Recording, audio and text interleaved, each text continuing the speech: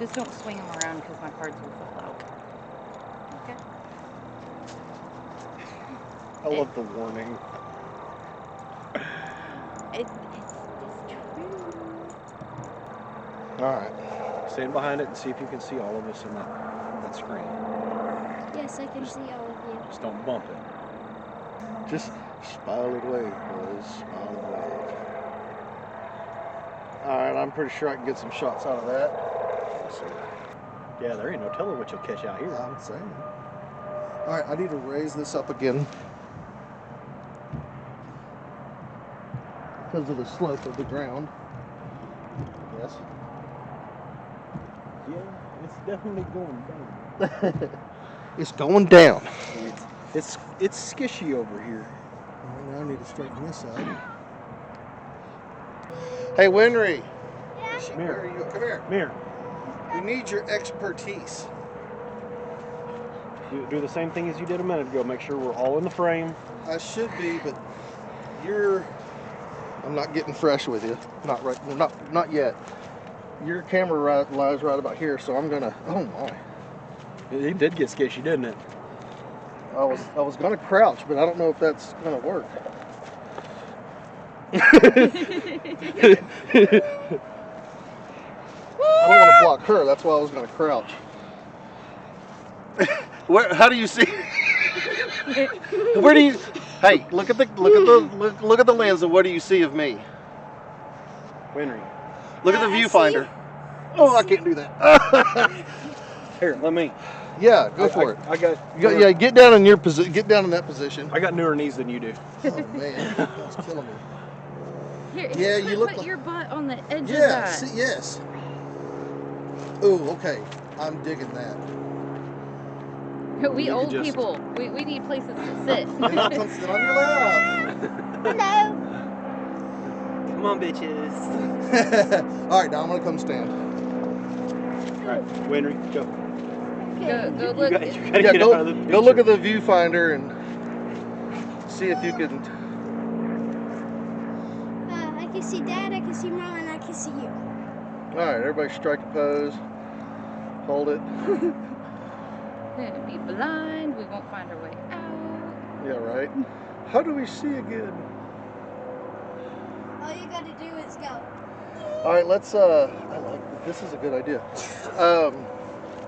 Let's see if we can all get up on here.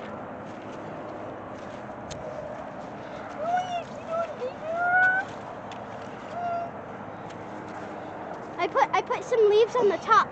Beautiful sight. Stop the leaves! It's covering up my chairs.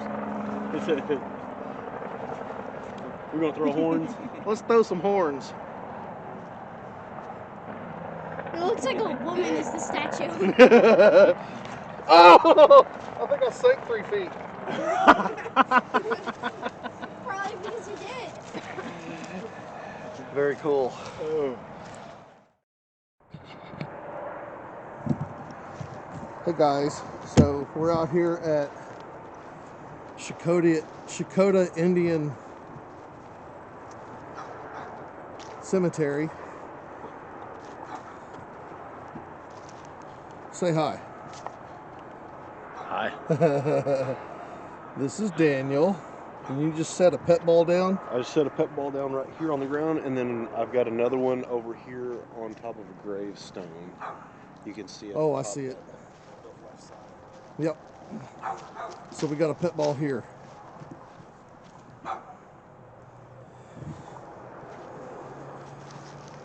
And over here, if I could walk, this ground is kind of soft. Hi. Hi. Who are you? I'm April. April. Daniel's wife. Daniel's wife. Where do you have stuff? I have a pet ball on the tall headstone right there. Okay. And then It's a little farther in the distance. Can't see it in the dark, but it's this here. We have a REM pod, digital REM pod here by this headstone. Show me the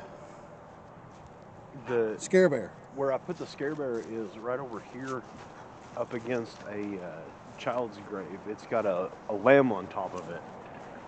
that's a good sign that it was a child. Okay, it was a common practice. Oh yeah. That lamb's been broken.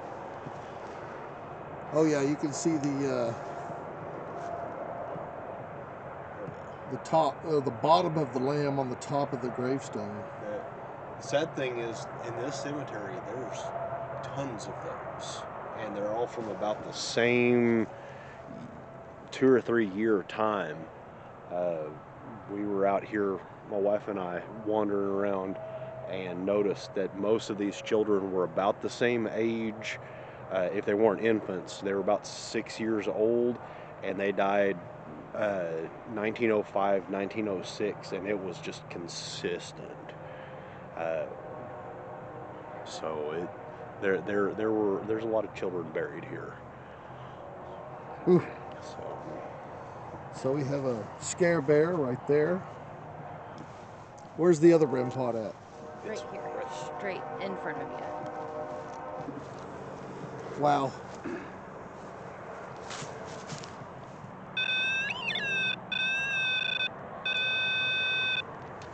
All right. So we're going to do a little video shoot while we're out here. If anything happens, we're going to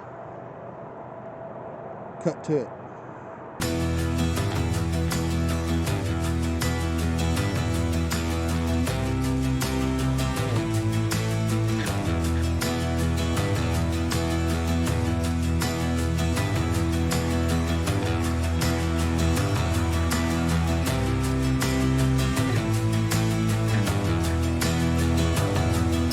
Yeah, like I said, is that killing you?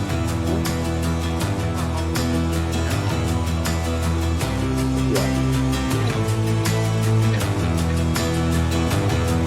Well, I wasn't even sitting on it.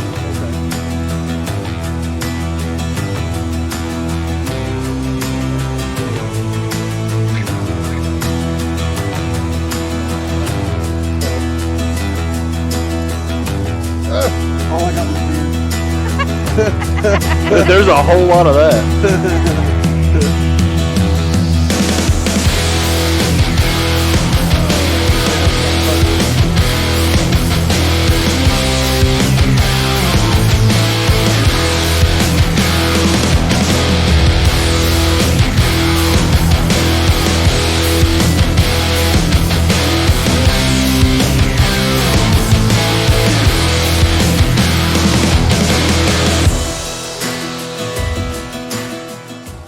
Well, we just got done with our little video shoot after I got done blinding April with red light. We got done with our video shoot. We've got these devices set up around just for fun, just to see what we can catch while we're out here doing our video shoot. So far, nothing. So, do you know any lore about this cemetery? No. I wasn't raised here, But you've heard that there was a witch's grave somewhere out here. that is what I've been told, but I have not found any proof of that. That nobody has. Nobody's disproved it either. You would think that would be unmarked. The only thing that I can think of is it was a common practice in the late 1800s, early 1900s to cage a grave if they believed a woman or a person was a witch. And there is one right over here. It's nosy that direction.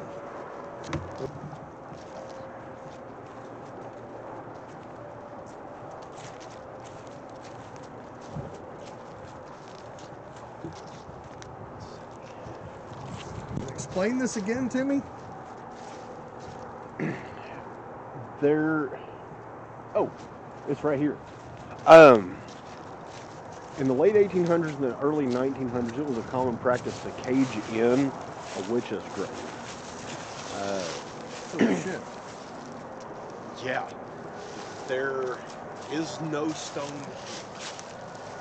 That does not mean that there wasn't one. This cemetery was grave robbed quite bad over the last 100 years. there were some very, very wealthy people that died and were buried here, and people knew it. And even the last time I even knew somebody was grave robbing in here was in the late 80s, I believe. It could have been the early 90s. But they had it all over the papers. But this could also be a sign of wealth. But the fact that there is no stone here makes me worry, or not worry, but wonder if this was actually the witch's grave. Because when we moved into Checotah, this was fully enclosed in trees. And then the city took the trees out of here. But there's to my knowledge, there's never been a stone here. Just the cage around the grave. Yeah. It does look like it is large enough for two, though. And it could have been a more wealthy couple that decided to be buried here together. Like I said, common practice that there were witches' graves or suspected witches that would have been encircled with iron.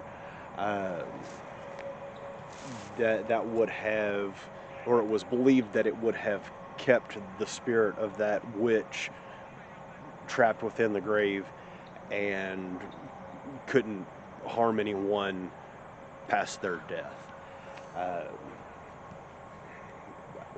Now, it is. I've got a K2 here. I'm going to go ahead and go around this. I'm going to go inside just a little bit. I'm not picking up anything at the moment, but this guy will let me know if there's anything, any kind of energies being within this. Not to mention the fact that we're outside, even though we're surrounded by a residential area, and half residential, and back there it's half commercial. So this cemetery, this Checotah Indian Territory Cemetery, is surrounded by life surrounding death. And so it's kind of an odd vibe as it is, because we have people in the background talking and we can hear them, and we've got streets, main thoroughfares not even a mile away from us, so you can hear the noise from that.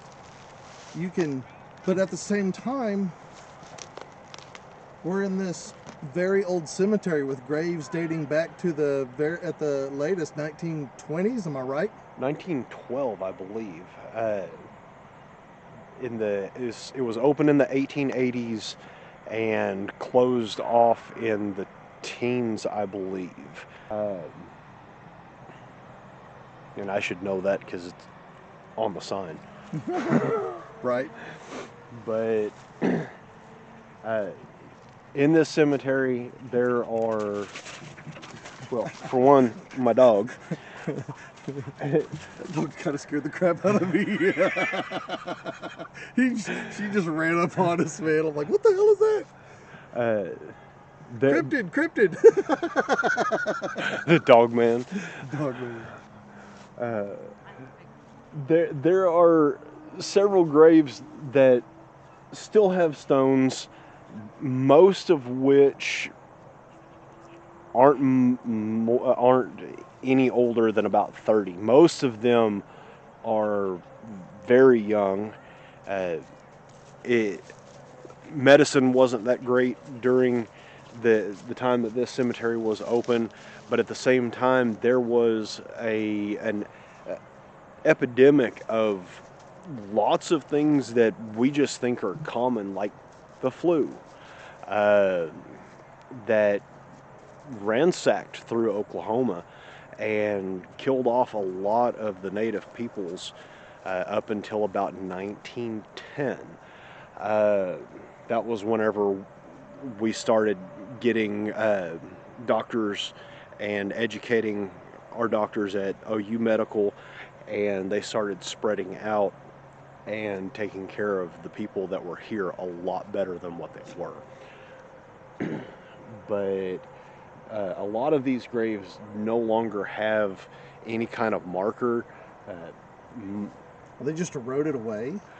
Probably it was, if you didn't have the money to buy granite or marble or anything like that, your grave was generally marked by a piece of wood, whether that be a wooden cross or some other way of marking. Or maybe even like a carved rock. A carved rock would have been a common thing, but I believe that through here, since there's really no signs of any kind of markings except for the granite stones that are still standing, they were probably all wooden, or at least most of them.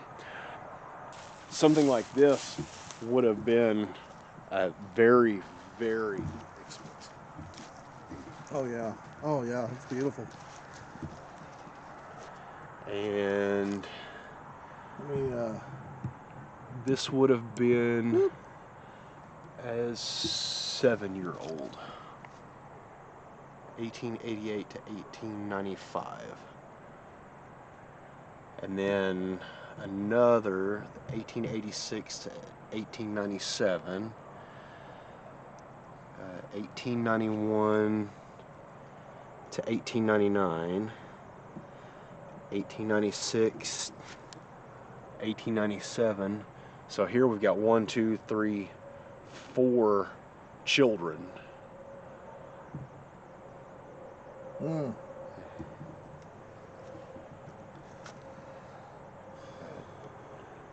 Annie and John and Hattie and Arthur Harrison. I mean, you can tell that the writing is weathered away and getting very difficult to read.